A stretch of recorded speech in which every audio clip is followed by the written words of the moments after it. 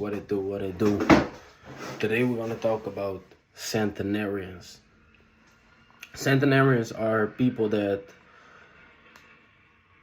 centenarians are basically people that are 100 years of age, and the amount of centenarians is low, especially in the Western society. But there are places where those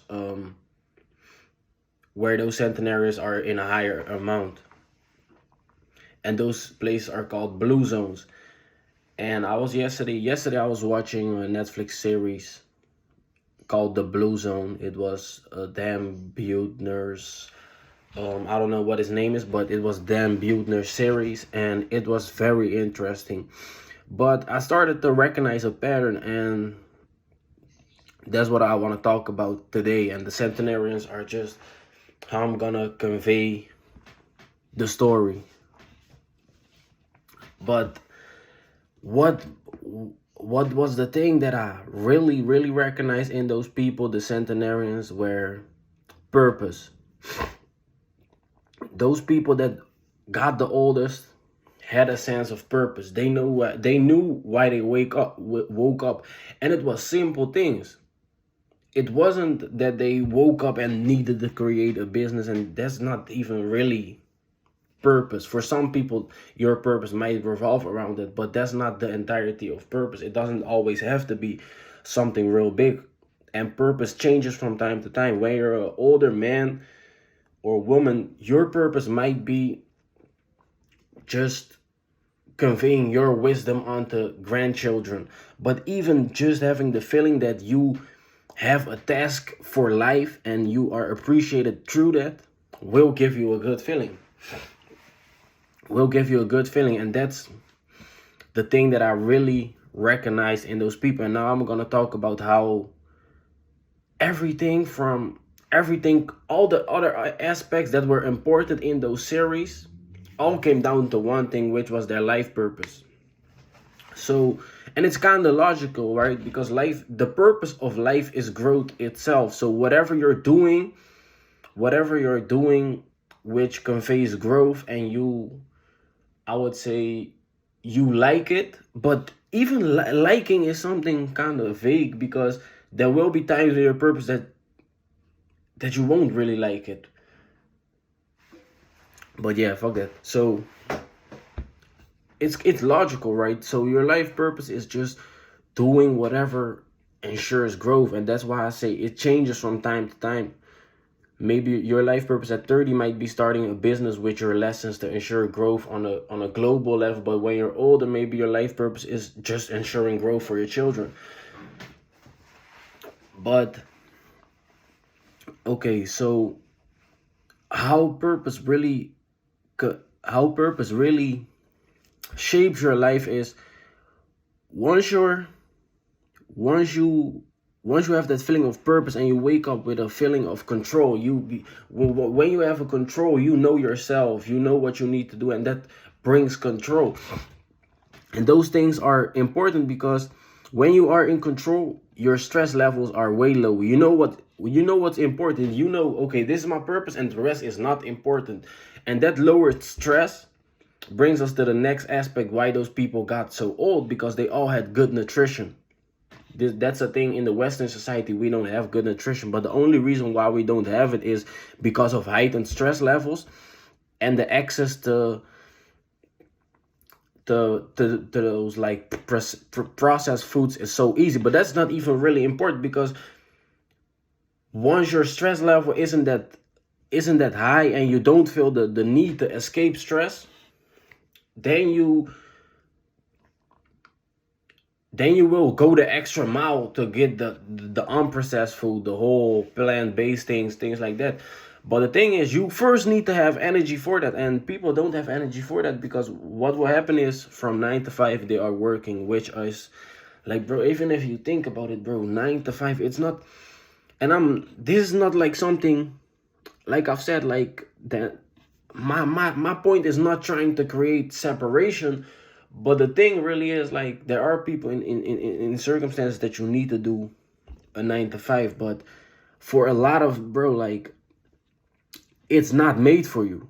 So even You having a 9 to 5 right now might be your purpose, but the purpose of that 9 to 5 only might be to escape the 9 to 5 through your 9 to 5 by stacking up the money, learning about your interests, finding your purpose, and learning how to convey your purpose in like on the internet and create money through that. But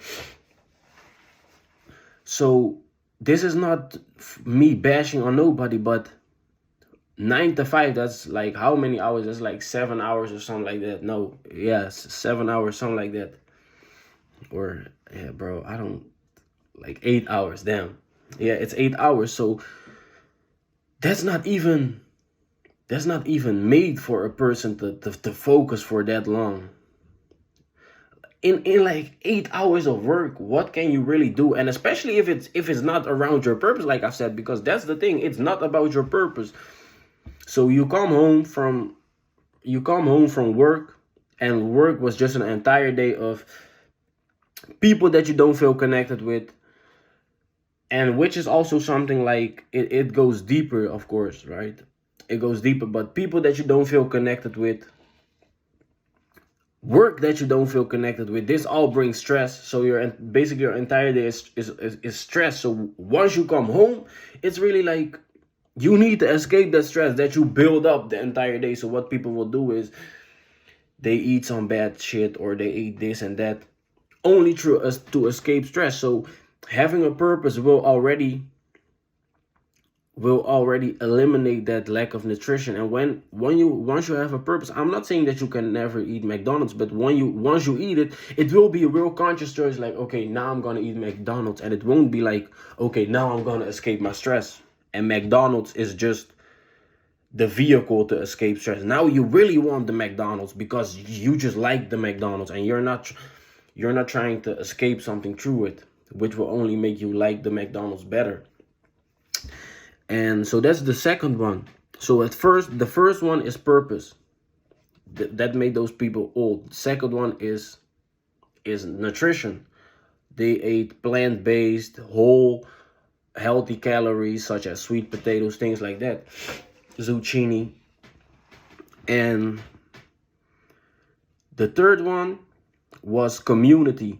I saw those people really had community and faith.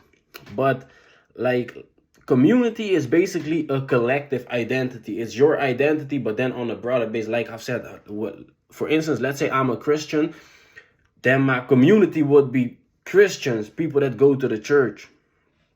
But now we live in West society is based on separation.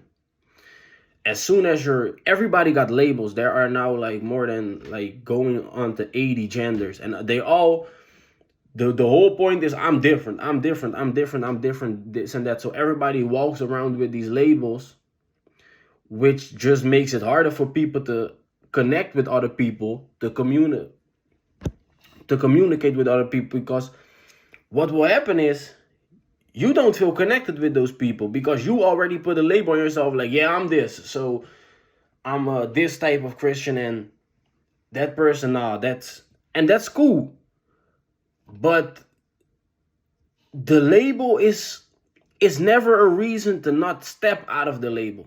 That's why it's so important to be labelless. You need to have labels to guide you through life, but so you need to have labels to guide you through life, to know like, okay, this is what I am, this is my purpose. That is like kind of a label, but you need to be spiritually unattached to the label so that you can step out of it.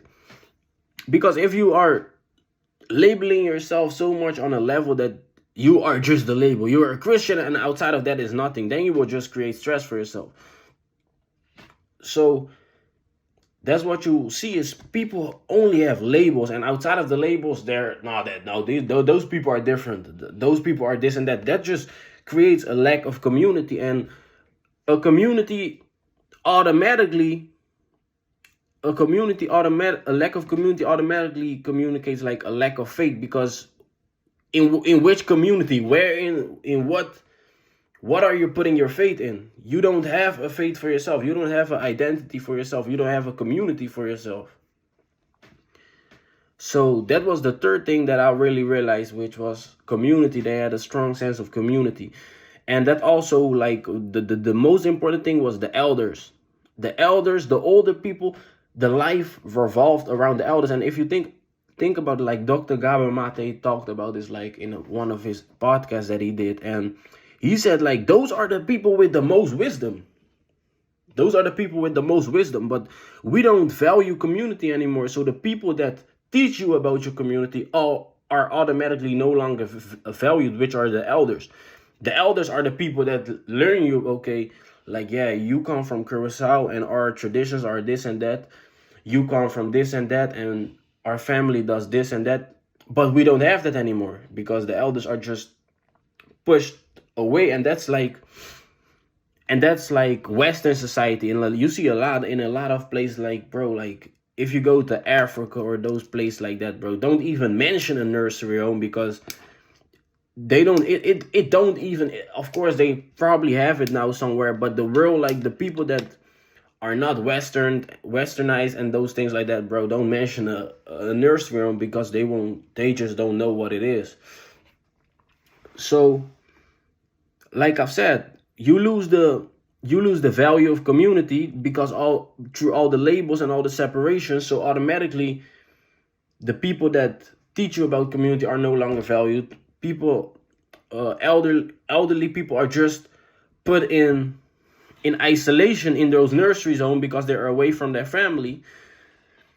And what will happen is they also will stop moving through that, because movement is something like, of course we got those solo things, but movement, the best thing in movement is like community, of course, like team sports, like you do football, you do basketball, that's community. You're a community within your team. It's, you have this task and you appreciate each other through the task that you do in the community. But if you don't have a community, you will probably automatically stop moving, because even if you go to the gym is kind of like your community. It's where you socialize, things like that. So people don't have that community anymore, so they stop moving also because they're isolated in a nursery home. Where do they, with whom should they go should they go swimming, or should they go do tennis or do this and that? And these are things that are important. So these are the 4 aspects. And like I've said, all the 4 aspects come down to one thing, which is purpose, which is knowing yourself and knowing your life task. So it was purpose, nutrition, community, and movement that made those people 100 years old. All those things are not promoted within Western society. And even if you think about it, it's like kind of everything is so, how would I say it? Everything is so like, it need to come fast. We no longer work with time because we lost the connection of time. We stopped realizing that time is really an illusion. So people can't wait anymore. Everything must be right now. And it's also something like I've said, back in the day, the elders, the community relied on the elders. So to be an elder was like something you looked up to. That you was like, yeah, then you will be a chief of the tribe. You will have knowledge. You will be leading those schools where you teach the children about the tradition and things like that. Nowadays that don't exist anymore. So automatically what will happen is that people, after those years, they lose their life task, because like even if they work a 9 to 5 and it's not their purpose, for that moment it at least gives them something. But like, as you see, people retire, and 9 out of 10 times the retirement age is also the age where they start to lose a lot of things, because they lose identity, because their entire identity just relied upon work, which was just a label, and all of a sudden that label fell away. It wasn't, because if you have a real life task, like a life task is, your life task is just, basically everybody's life task is assuring growth, but you do that through your interest. But that's something that doesn't stop. It's not focused on like work. It's not focused on work, and which is just one label. Like, let's say your life task is ensuring growth, and you do that through like digital things, right? Basically what I'm kind of doing.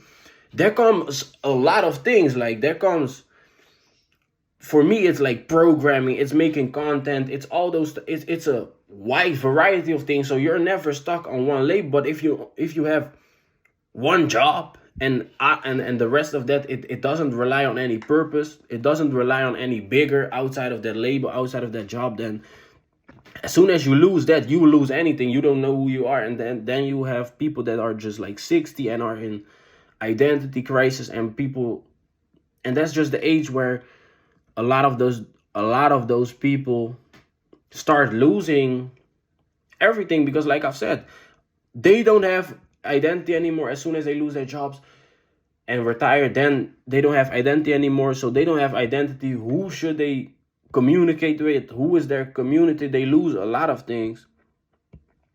And even in like within their own family, they're not being valued, because the family relies upon like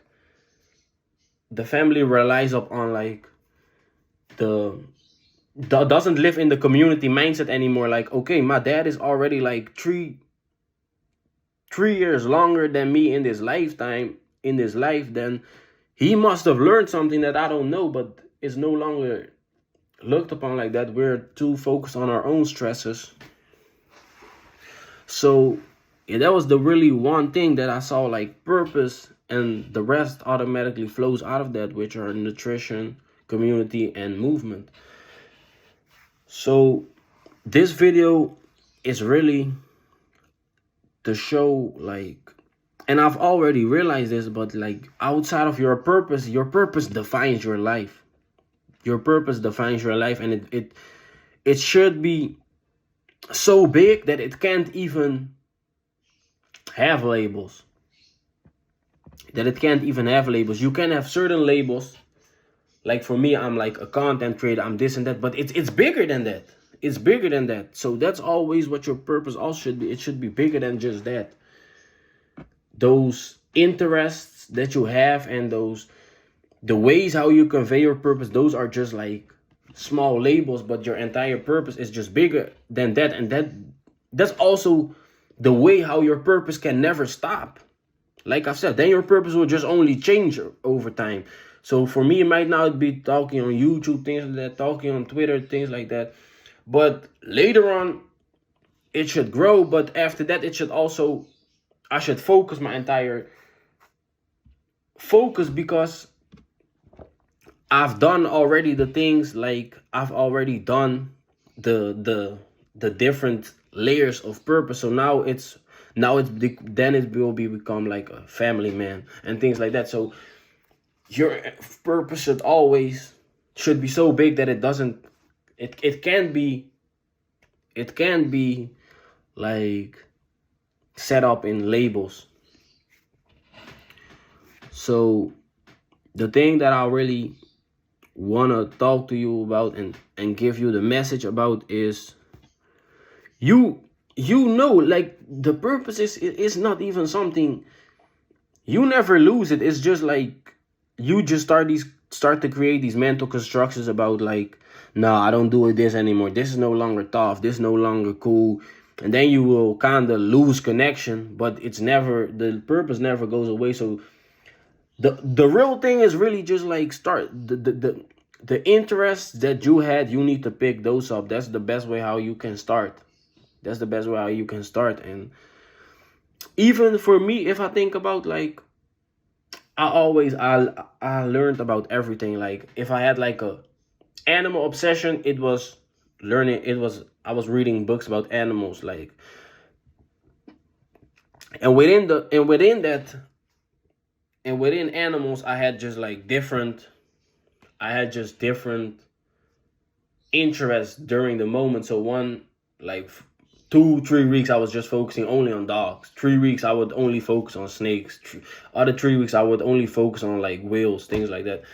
So that's also something that I've really had. And you also had those type of things that you already knew, like, okay, this is like kind of my purpose. This is what yeah, this is what I think that my life really should look like. And you have those things, and it's important for you to stay in contact with those things. So what you need to do is just pick those up and don't fall into the label. Like, let's say you're, for me, like, let's say I was just reading about dogs, things like that, but that doesn't necessarily mean that your purpose is dogs itself. It can just really show you, like, yeah, this is who you are. This is like the obsessions that you always had that like revolved around these type of things. And just being a researcher, that might just be something that is within your purpose. Like, you have these interests, and that's what you research, and that's what you do. So don't fall in the label like, okay, yeah, I was reading about pigs and I felt happy around during that time, so now my purpose is pigs. No, it's not like that. You just need to find back the curiosity that led you to reading the pigs. That's where you will find your purpose. Just the curiosity to, like, bro, like, I got all these books over there, reading about code, around reading about mastering skills, reading about psychology. It's so many books, bro. Like, reading about biology.